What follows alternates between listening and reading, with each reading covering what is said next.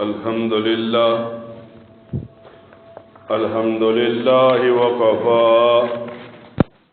وسلام على عباده الذين اصطفى خصوصا على سيد الرسل وخاتم الأنبياء أما بعد فأعوذ بالله من الشيطان الرجيم بسم الله الرحمن الرحيم قال الله تبارك وتعالى في الكلام المجيد والفرقان الحميد يا أيها الذين آمنوا صدق الله مولانا العظيم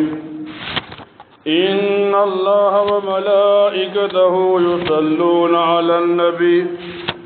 يا أيها الذين آمنوا صلوا عليه وسلموا تسليما اللهم صل على محمد وعلى آل محمد كما صليت على إبراهيم وعلى آل إبراهيم إنك حميد مجيد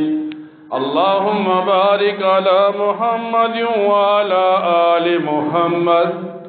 كما باركت على إبراهيم وعلى آل إبراهيم إنك حميد مجيد۔ قرآن کریم کی ایک آیت مبارکہ کا ایک حصہ تلاوت کیا۔ اللہ رب العزت اس حصہ مبارکہ کے اندر ایمان والے مسلمانوں کو حکم دے رہے ہیں، یا ایھا الذین آمنوا اے ایمان والو ایمان لے آؤ، یا اے ایمان والو مومن بن جاؤ۔ اب سوال یہ پیدا ہوتا ہے کہ ایک بندہ جب ایمان والا مسلمان ہے تو پھر اسے مومن بننے کی دعوت کیوں دی جا رہی ہے؟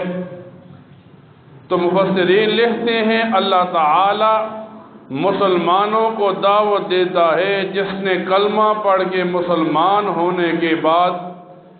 اللہ تعالی اور اس کے رسول کے احکامات کو مانا، وہی بندہ مومن کامل ہے۔ یعنی اگر ایک بندہ مسلمان ہے تو مسلمان ہونے کے بعد اس بندے کے لیے اللہ تعالی نے قرآن کریم میں حکم اتارے، نبی علیہ السلام کے طریقے اور احادیث ہیں، ان کو ماننا، ان پر عمل کرنا ہی مومن بنانا ہے۔ علماء کتابوں میں لکھتے ہیں جب ایک انسان دنیا میں آتا ہے تو دنیا میں آنے کے بعد انسان کے سامنے دو راستے کھول دیے جاتے ہیں۔ اب علماء لکھتے ہیں اگر ایک مسلمان دنیا میں آتا، جیسے آدم علیہ السلام دنیا میں آئے اور سامنے کوئی باطل نہ ہوتا، کوئی گناہ نہ ہوتا، اللہ تعالیٰ کی نافرمانی کرنے والا نہ ہوتا، تو پھر کیا پتہ چلتا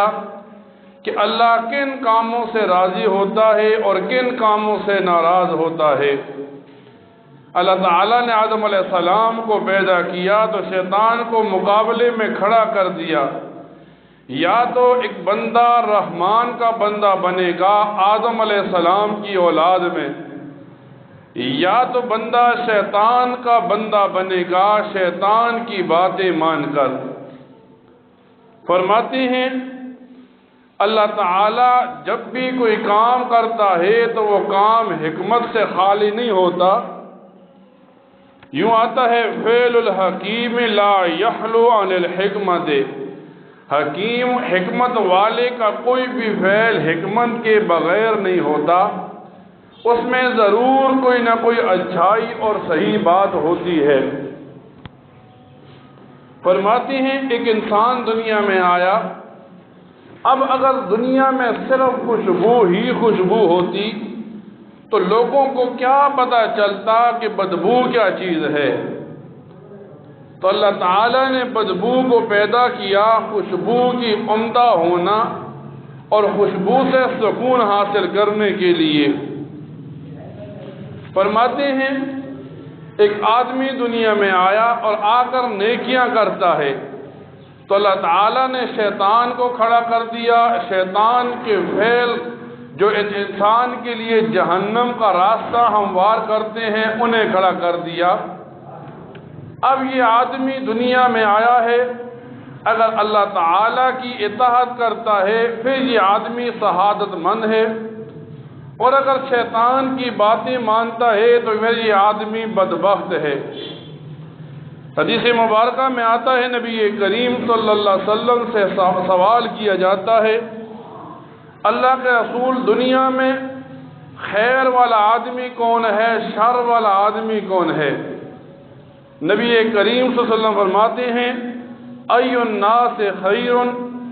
لوگوں میں خیر والا آدمی وہ ہے من طال عمرہ، جس کو لمبی عمر دی جائے، وَأَحْسَنَ عَمَلُهُ، اور وہ بندہ نیک اعمال کرے، یعنی اللہ تعالیٰ اس کے ساتھ اچھائی کرتا ہے، اسے لمبی عمر دیتا ہے۔ اب جب لمبی عمر مل گئی، اب اگر وہ خیر والا آدمی ہے تو اللہ تعالیٰ فرماتے ہیں لمبی عمر ہونے کے باوجود وہ اللہ کی نافرمانی نہیں کرتا، وہ شیطان کی بات نہیں مانتا، وہ نفس کے پیچھے نہیں چلتا۔ اس کے مقابلے میں نبی علیہ السلام فرماتے ہیں فَأَيُّ النَّاسِ شَرٌّ، لوگوں میں برا آدمی وہ ہے من طال عمرہ، جسے اللہ تعالی لمبی عمر دے، وَسَاءَ عَمَلُهُ، اور وہ لمبی عمر کے اندر گناہ کرے، برے عمل کرے۔ اب ایک انسان دنیا میں آیا اور دنیا میں آنے کے بعد اس انسان نے گناہ کیے۔ اب علماء کتابوں میں لکھتے ہیں گناہ کرنے والے کی مثال بیمار کی طرح ہوتی ہے۔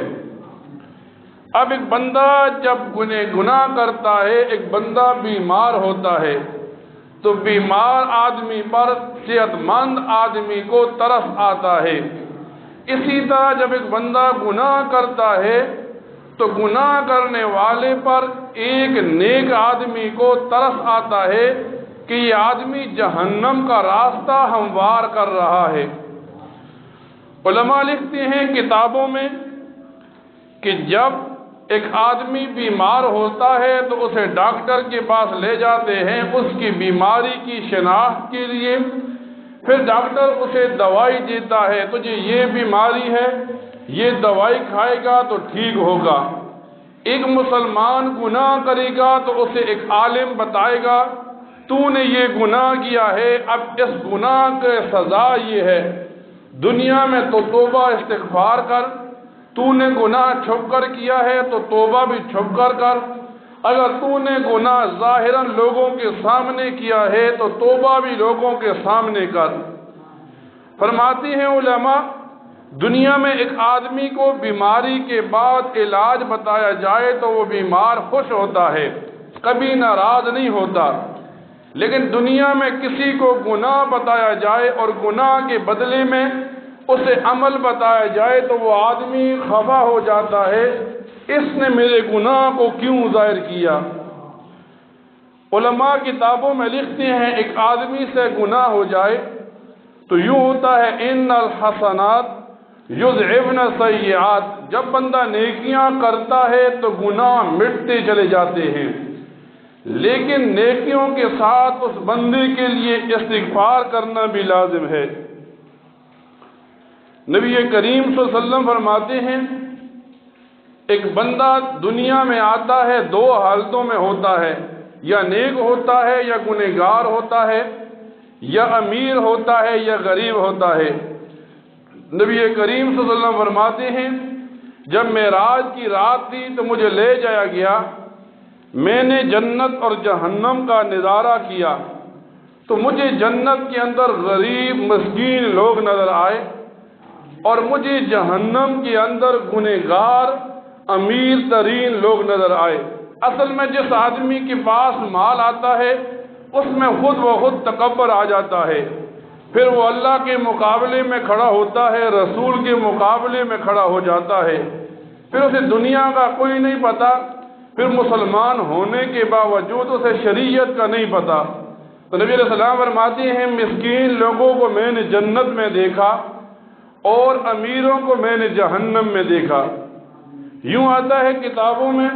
ایک دن جنت اور جہنم اکٹھی ہو گئی، آپس میں باتیں کرنے لگی۔ جنت کہنے لگی میرے اندر تو انبیاء ہیں، اولیاء ہیں، نیک مسلمان ہیں،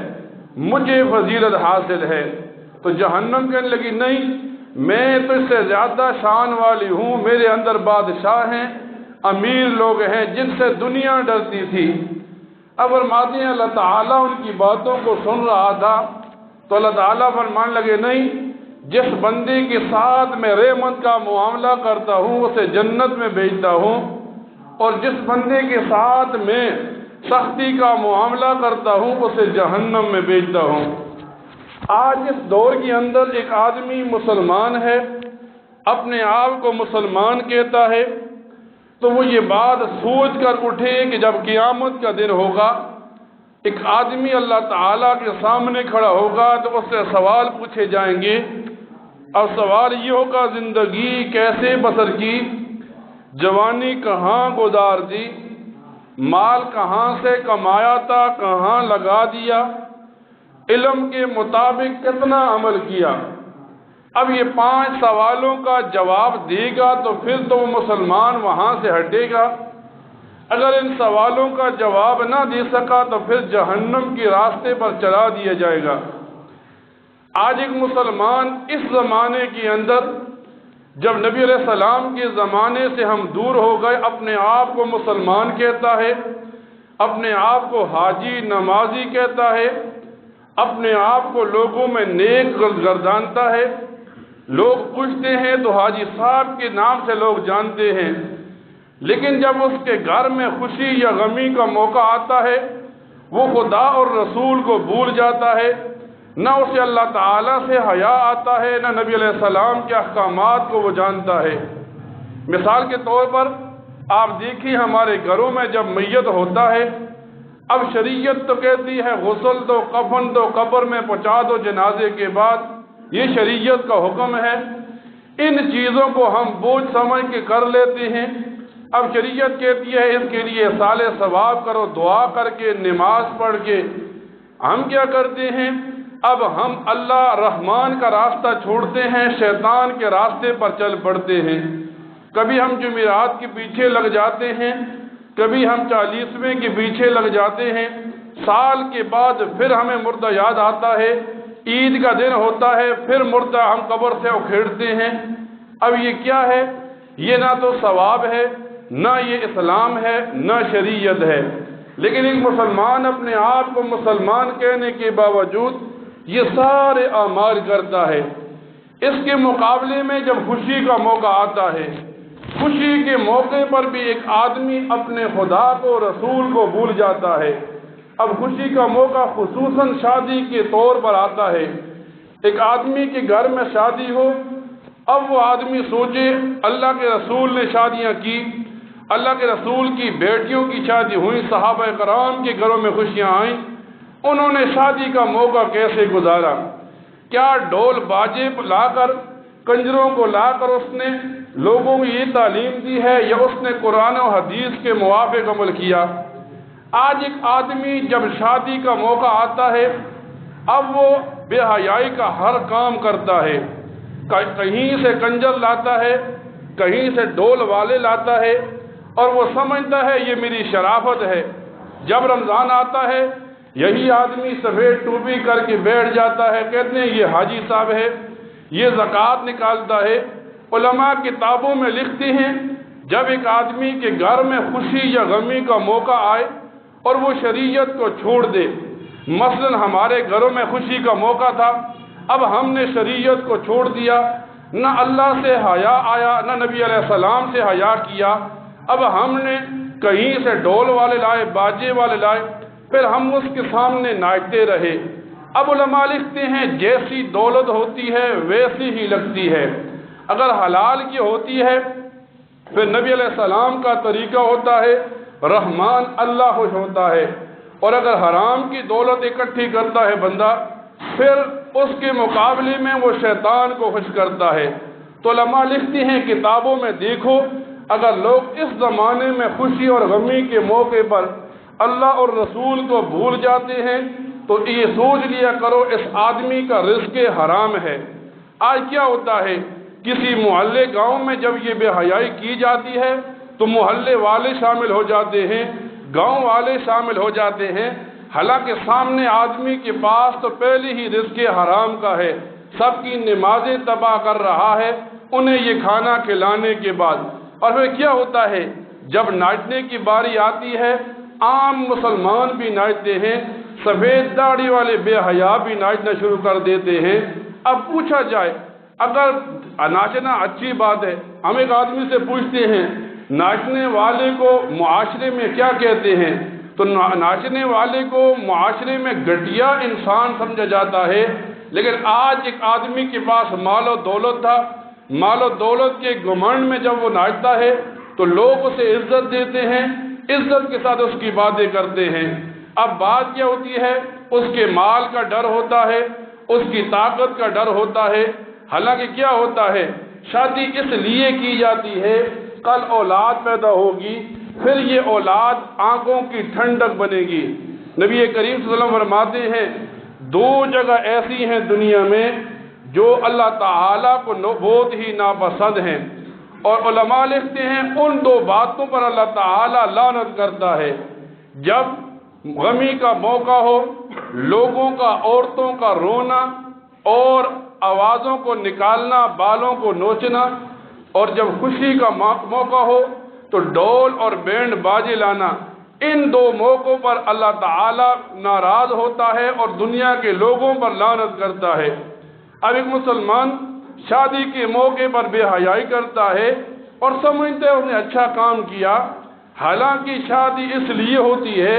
کل اولاد پیدا ہوگی، مسلمان پیدا ہوگا۔ آج جو اولادیں بڑے ہو کر اپنے باپ کا گریبان پکڑتے ہیں، اپنی ماؤں کے بالوں کو پکڑتے ہیں، دو ہی وجہ ہوتی ہیں، یا تو رزق حرام انہیں کھلایا جاتا ہے، یا پھر وہ شادی اس کنجرخانے کے ساتھ ہوتی ہے کہ دیکھنے والے عام مسلمان کو بھی حیا آتا ہے۔ تو نبی کریم صلی اللہ علیہ وسلم جب امت کو تعلیم دے رہے ہیں تو یہ باتیں سکھاتی ہیں کہ یہ باتیں شریعت میں کہیں بھی نہیں ہیں، یہ زمانے کا ایک ناسور ہے جس کو ہم نے اپنے اوپر مسلط کر دیا۔ اب ایک مسلمان یہ سمجھتا ہے میں ان لوگوں کے ساتھ ہوں گا تو مجھے معاشرے میں عزت ملے گی، لیکن وہ مسلمان سوچے جب وہ ان لوگوں کے ساتھ ہوگا اسے قیامت کے دن جہنم کی طرف دھکیل دیا جائے گا۔ اللہ تعالیٰ سے دعا کیا کریں جب بھی خوشی اور غمی کا موقع آئے اللہ تعالیٰ ہمیں نبی کریم صلی اللہ علیہ وسلم کے طریقے پر چلنے کی توفیق عطا فرمایا کرے۔ وآخر دعوانا ان الحمد للہ رب العالمین۔